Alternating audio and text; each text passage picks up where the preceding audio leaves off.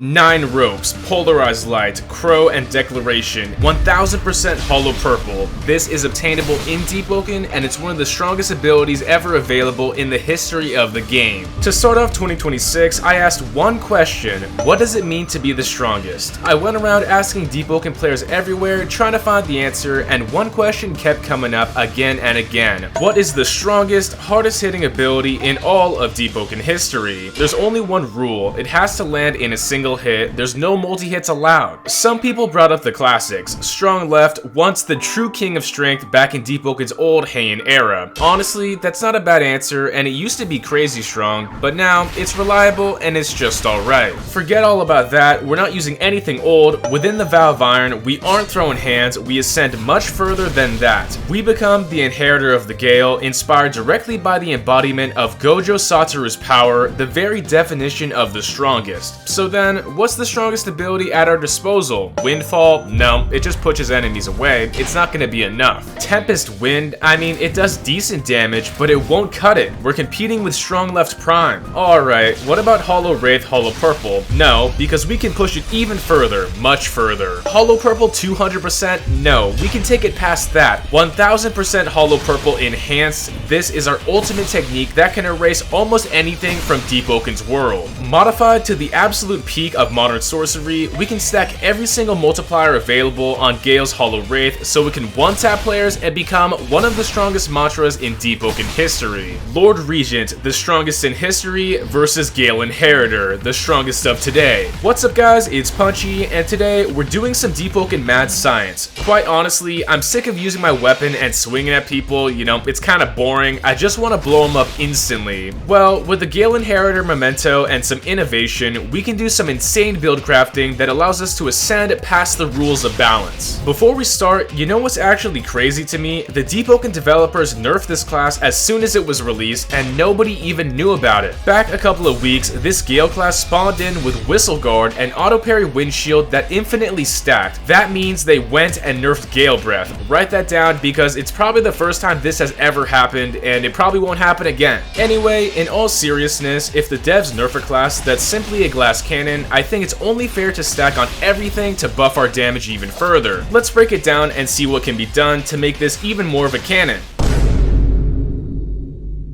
Without its shield, the entire gimmick of Gale Inheritor is that its mantra output is just unrivaled. Above both heaven and earth, we are the honored one. The damage capability here is supposed to be untouched, but some classes get a little bit too close to its power, and I don't know how I feel about that. The previous design was based on playing perfectly and defending with our windshield, but now it's just some serious damage without any defense. That's alright, and we're gonna make it work. Hollow Wraith, our Hollow Purple, does insane damage at a base level, but of course, we gotta boost this into unfair, unbalanced territory. I probably won't be stacking everything possible in the entire game, but for our goal versus Regent, this is enough and it's all I was able to cook up. For this setup, there's some active and passive abilities that we can abuse to get some absolutely ridiculous output. Remember, current damage multipliers can only be added together, they do not multiply, so it won't be as crazy as old Deepwoken. The Ishin's Ring lets us deal 1.15 times damage up close, and the corrupted version does the same with a 2 times modifier. So adding up both of these together, that's a solid 3.15 times damage boost to start, but we also take 3.2 times damage as well. By the developer's design, I guess defense is just unnecessary if we're goated, so it's not really a massive problem. Next up, with the Divine Cast Ring, we abandon the rest of our ether and mantras to boost up our Hollow Purple. A single cast of a single mantra multiplies our output by 3 times, but it takes up all of our ether instantly, and that's fine since most of the time we only need one shot. Adding these together with the Ishin stack, that's a total of a 6.15 times boost. Conditionally, if we're feeling brave, and of course we gotta be doing this, the Trunks Clutch Ring can also grant us a 1.75 times multiplier to all damage when extremely low, and we'll be using this too to add on top. So together, that's 7.9 times the original output. On the other hand, if you don't want to risk getting low, just try to stay at high HP with Perfect Flash. Finally, with some active abilities abilities that can upgrade our damage ever so slightly, we can use some equipment. With the Furcaster full set, we can unlock a mode called Overdrive. Perfect for our 6-size theme, this thing buffs up our damage by 2 times when it activates and lasts for a short while. Together with the passive equips and our new sensor mask, we could also analyze the target for a boost of 20% as well. Now, after adding up everything, the 3.15 times from both Ishin's Ring, 3.0 times from Divine Cast, 1.75 times from Kaioken, 2.0 times from Overdrive, and finally 1.2 times from Analyze, our Holo Purple is now firing at 1100%. That is absolutely insane, and let's try it out. The damage scaling here diminishes with every single multiplier added and doesn't account for resistance, but this Holo Purple might just be the strongest ability in all of current Deepwoken. It's just really fun to use. Against any player without min-max super HP, which isn't going to happen in the Valve Iron, this is leaving them knocked or very low, and any other monster, that's capping them too. Against anything in the trial, we cook them instantly. Primodon's HP gets chunked, Titus doesn't really stand a chance either, and it's just ridiculous to use. In all my time as a Deepwoken player, especially recently, I'd say that this is probably the strongest single hit ability that I've ever crafted up.